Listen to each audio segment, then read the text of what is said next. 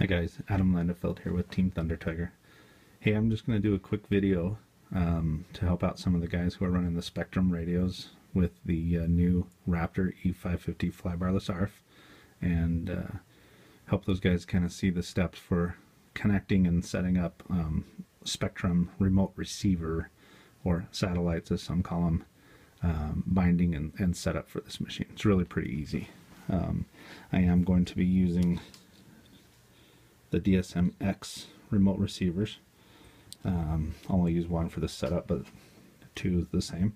And I'm going to be using a DX7S radio. So let's work on the radio setup first, and then we'll go to the heli. So all you really need to do, once you kind of set up a new model and select heli type, is go into swatch type, make sure it's one servo normal. Then I go into the switch select, and the GT5.2 gives you the option to have a separate channel control not only your tail gyro gain but also the swash gyro gain. And I go ahead and use the gyro switch to the gear channel, which I believe is channel 5. Not 100% sure. I think it is. And then I go ahead and set this mix switch to transmit on the auxiliary 2 channel. You'll see why those are important later, but this just lets me use this switch here to do one gyro control, and this back switch here to do the other. You'll see why that's important in a second. I definitely have throttle hold set up. You want to have throttle hold set up ahead of time in the radio. And then on the frame rate, make sure your radio is set to the 22 millisecond DSMx, and that's pretty much it that we need to do on the radio. So that's good for that for now. We can shut this thing off. Now let's work on the heli.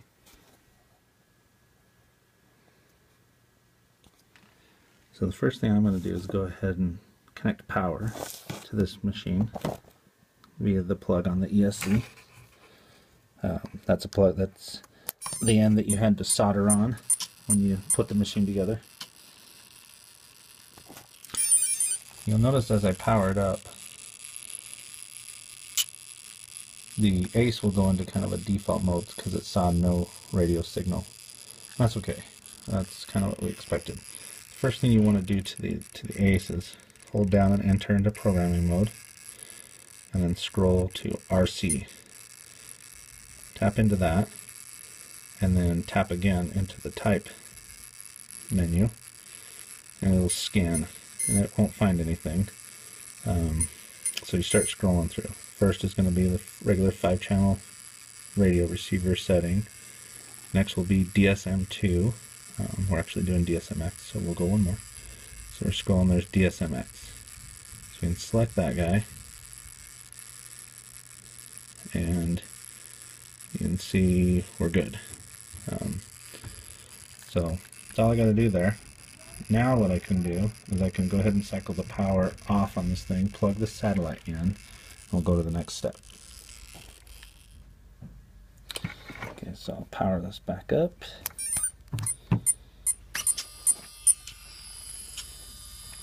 And just so you know, I haven't changed my throttle curves at all for calibrating the speed control. They're just at 100 and 100 on the top and bottom.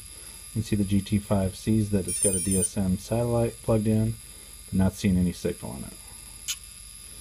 So now we'll just go in again, hold down, and we'll scroll to the RC menu, tap in again to type,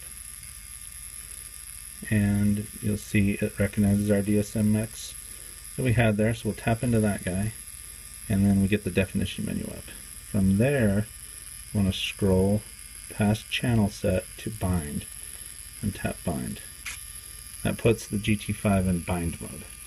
So now all we need to do is come over to our radio, hold down the bind switch, power it on, see that it's binding.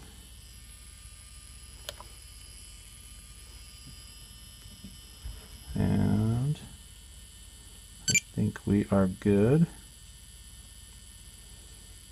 Okay, looks good. So with that hooked up, we're ready to move on to the next step. So now we want to go to the GT5 and scroll to the next channel set right there. And we're going to go through this operation that helps us assign all the channels to the things we want. So right before we tap in this, make sure you have your radio on throttle hold and that you're on idle up normal with just a normal throttle curve 0 through 100 and a normal pitch curve 0 through 100.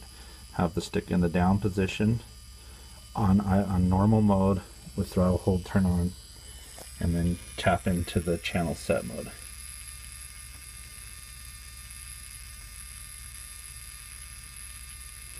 Okay, so you can see what the GT5 does is asks us for pitch first. So what I'm going to do, I'll put this radio closer so you can kind of see it, is I'm going to run the pitch stick up. You can kind of see it registering that movement. And I'm going to pull it down back to where it was. You'll see what the GT5 just did is said, okay, good, now give me aileron. So I'm going to do the same thing. Run the aileron clear to one side and back to the middle. Now it's going to ask me for elevator. So I'm going to show it where elevator is. And it doesn't matter what direction you're moving here.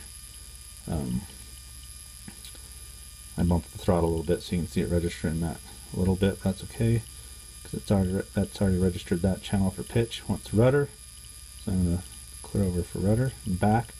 Now it wants throttle. So on throttle, what I want to do is go ahead and click off throttle hold and then run the throttle up and down. You can see now it's registering the throttle channel for that throttle. So back to the low position on the switch, and then it switches over to asking for the switch for the gyro gain. So here's where those two switches I assigned earlier are going to matter. So I'm going to go ahead and just flip that mix switch once and then flip it back. And so you'll see that the GT5 registered that, and now it wants the switch for the tail gyro, and now I'm going to run my gyro switch on the radio, one side, back to middle, and it says, okay, everything looking good. So now all we need to do is it says okay. To commit those changes, you just tap in. I'm trying to do this while I'm looking at my camera instead of my finger, so. And go ahead and exit out of those menus.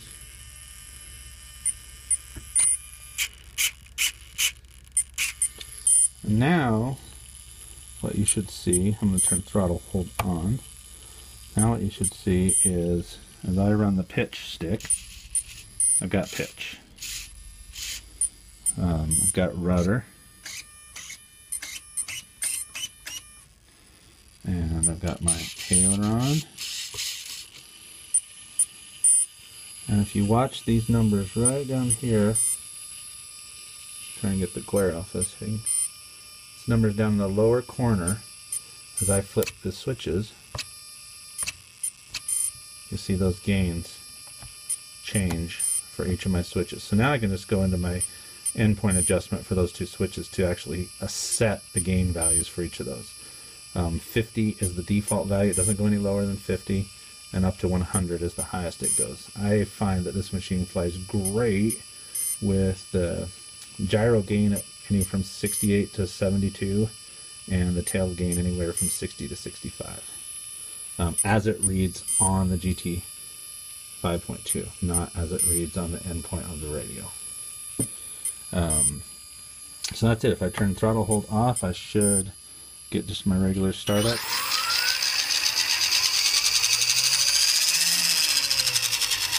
And the only thing I've got left to do now is I noticed that my elevator is backwards. So I'm going to go ahead and come into my radio, go to servo setup, come down to reverse, set my elevator to reverse, and we're good. Looks like I probably have to do some reinitializing so it centers the right direction. So let's show you that real quick, just so you can kind of see that now this is bound and it works. So I'm going to set the camera down, unplug, plug back in.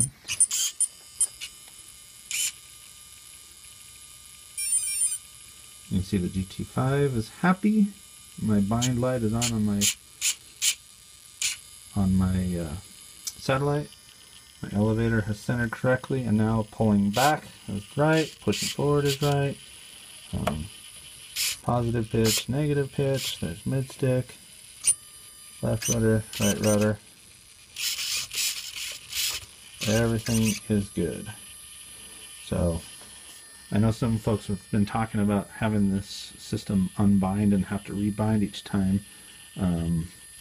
We'll go through it one more time just for kicks and giggles.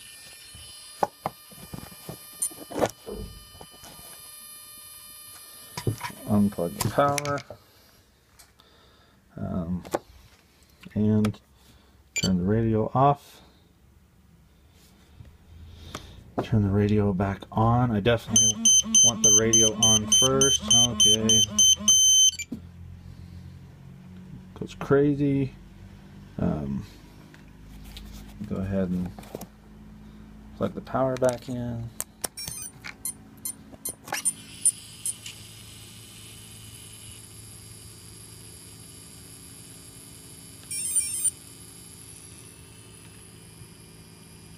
See, it goes through the initialization setup, and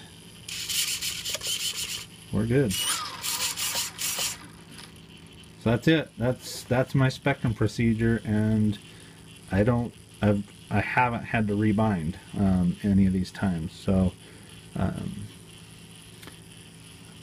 hope that helps you guys out. If you have any questions, feel free to drop me a line. I'll try out anything. Thanks.